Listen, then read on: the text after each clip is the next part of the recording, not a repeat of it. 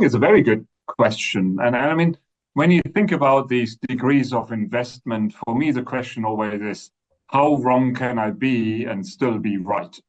And that is Okay, that's a these good way to are put it. financial Yeah. investments, and things will change, right? You know, they will turn out differently. The markets are so dynamic, and speed is one of these, which always comes to my mind first. Speed of delivery, expectation of customers. You know, everything gets faster and faster. You know, these dynamics are real, and things shift around. And that is where I think that one has to just think about this in a way that making these investments needs to be flexible enough so that they work for many different outcomes and still be the right, you know, the right solution. So if you look at how Tesco goes about this automation, in the UK, we still pick about 85% of all our volume manually in store.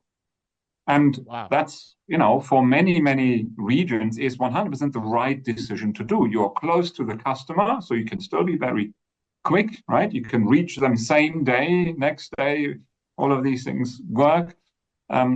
We have you know, the Tesco Whoosh proposition, which has, you know, a small basket immediacy offered to customers from as little as 20 minutes. Right? Now, these are very different things. And of course, there is ways to automate these things. But if you do that at scale across the country, you know, to reach every area, not one size fits all. And I think that's one very, very important thing in this. You consider a topology, you know, a network of these stores, of these fulfillment solutions, then there is a case for manual operations.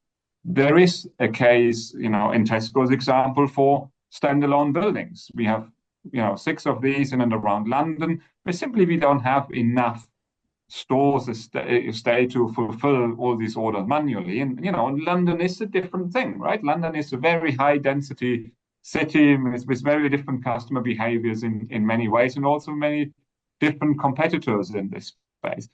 However, we do think that micro fulfillment is a great thing in between, right? It is allowing you, because of its moderate micro size, still to be close to the customer. So you have these great benefits of not only speed, but also the cost of reaching the customer is still, you know, as small as it would be if you pick still from store. But you get the efficiencies you get out of these bigger buildings, because that's what this automation brings. And I do always love the notion of, you know, balancing the best of both worlds. And in actual fact, these big boxes struggle with the final mile.